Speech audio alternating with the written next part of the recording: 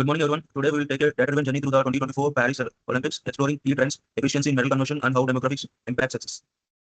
So, 2024 Summer Olympics took place in Paris with 200 nations participating in 32 sports. So, we investigating questions like what makes Olympics champion, how do demographics shape success, and which countries are most efficient in converting the resources into medals, and finding the trends and event level analysis. So, we analyzed 11 datasets covering 32 Olympic sports or 200 nations and multiple demographic factors. This allowed us to uncover insights into performance trends and national efficiencies. Coming to data cleaning and integration, we make data analysis ready. We standardize country names using MOC codes, handle missing values, and integrated multiple datasets, including athlete demographics, medal statistics, and country performance. So I'll show you the gist of the visualization what we did. This is for the interactive world of Olympics, and this is for the gender and age analysis. And these are the visualization for medal conversion efficiency, and these are for event level analysis. And this is our historical trends what we observed. These are the motivations what we defined and we analyzed and visualized. So here is our Streamlit application which we built for the visualization. So it is built on Python technologies as Python is a core programming language, and Streamlit for creating the interactive web application, and Plotly for creating dynamic interactive visualization, Pandas for data manipulation and analysis. So if you see here, we have 5 tabs.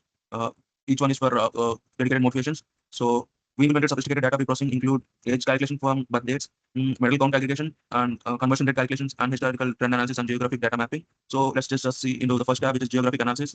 Here you can see a visualization where we can hover over the country and we can find how many athletes were sent from the country to the Olympics. If you see United States and 619 athletes, and let's take example for United States here. We can choose a country here, and we can see United States demonstrated exceptional Olympics performance with 131 gold medals across 31 sports.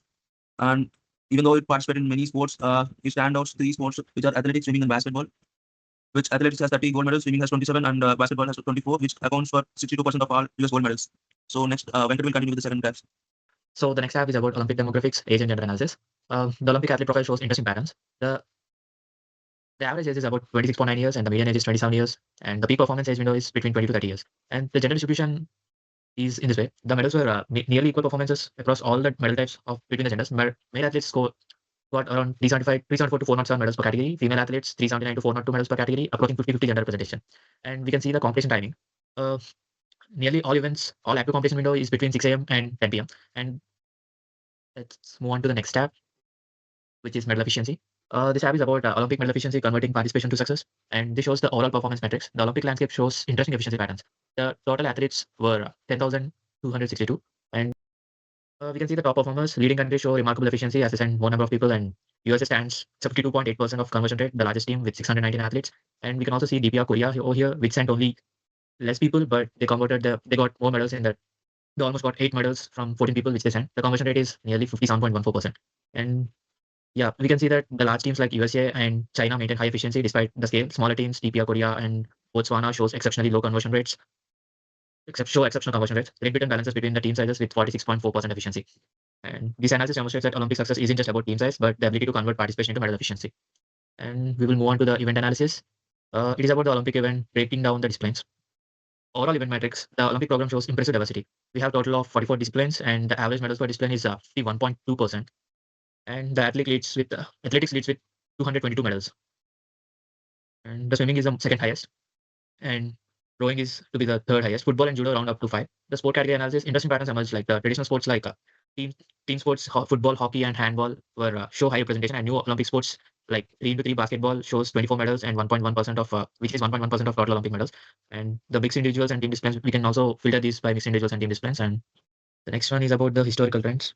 It is about the Olympics journey. We collected the information from 1896 to 2024, where the Olympics was started, and we can see the historical milestones like the key Olympics metrics show remarkable growth from 1896 to 2024, and there were total 38,818 medals were awarded till date, and the average medals per game is 1,252. And medal evolution, the growth pattern reveals distinct phases. Initial growth is 1896 to 1920, and there is a stabilization of growth between 1920 to 1960, and sharp increase in the medals from 1980. So the data shows consistent patterns like the parallel growth across all medal types, steady increase in event categories, significant expansion in recent decades, and peak medal distribution in 2020. So this analysis demonstrates that the Olympics transformation from modest international competition to today's global sporting is a spectacle. And we also have a gender diversity. So we can see there is a breaking of gender barriers, a century of progress. Current status of 2024, like the historic gender parity achieved. And we can see that the female athletes were in 2024 were around 1447, and the male athletes were 1300 1134. We can see that the female participation is around 50% or 50.3% of the total participants till now in 2024.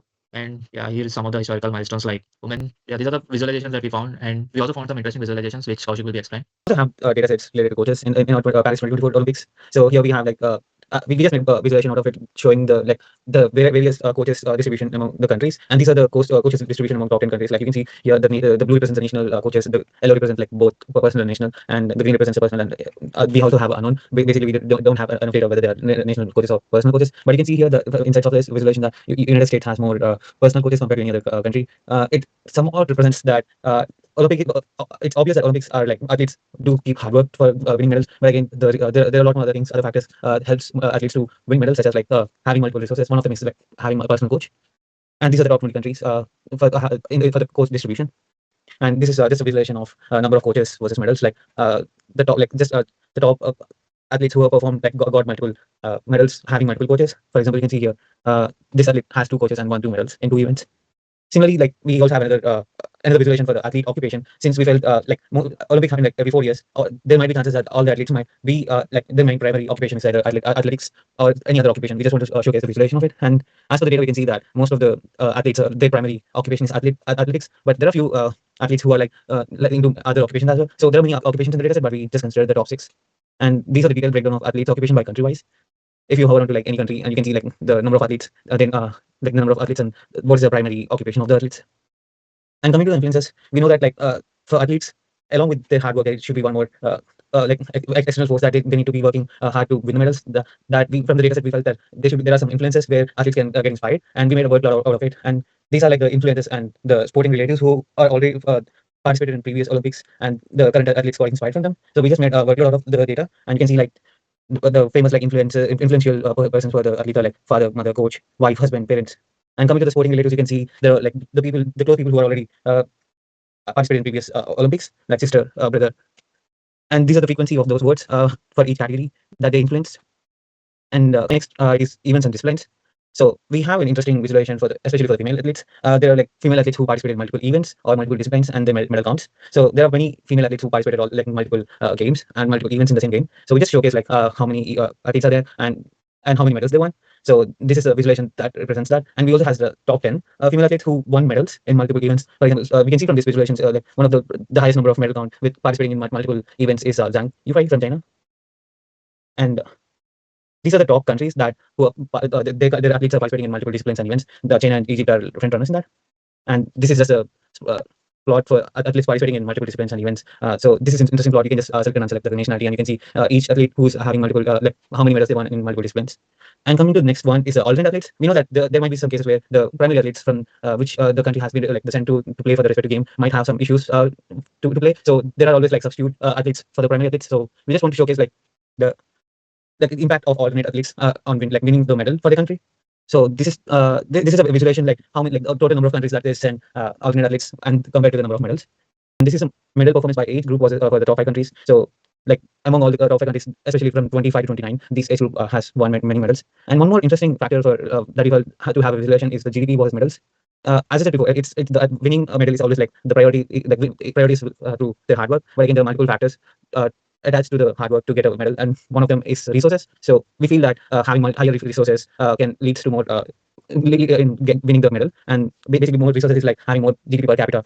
So we just made a trend out of it, showcasing like how many which countries having more GDPs per capita, higher GDP per capita, and how many medals they are winning. And US like standards at the top, they won like 126 medals. And the GDP is this much, and you can see the trend for the top 10 countries: US, China, France, and Australia. And coming to the social media trends on Olympics, so every year, like the trend, every Olympics year, it's getting like more popular, and it's getting more reach to wider audience based on like different games, athletes, and many other factors. But we just want to showcase like the sentiment among the public through the social media. So the sentiment distribution for the Olympic sports for each and every game, we just made a bar plot for every sentiment on each particular game, the neutral, positive, and negative sentiment. You can see that boxing has more positive sentiment, and it also has more negative sentiment as well. But it has like more the number of conversation happening for basketball game is also higher, and similarly to the football that we see from the line graph, and the more engagement that happening for the among all games is basketball from the data set. So from our analysis, we found that the age plays crucial role in athletes' optimal performance window, and gender dynamics are evolving, and some countries optimize their resources more effectively than others. For the future explorations, looking forward, we'll plan to enhance the data set with factors like economic data and environmental impacts. We'll also explore the predictive models for model outcomes and athlete development programs, and we'll try to implement the real-world applications. So these are our references and acknowledgements. So yeah, this data-driven journey through the Paris 24 Olympics gives us valuable insights into the performance strategy and resource allocations. Thank you for your attention.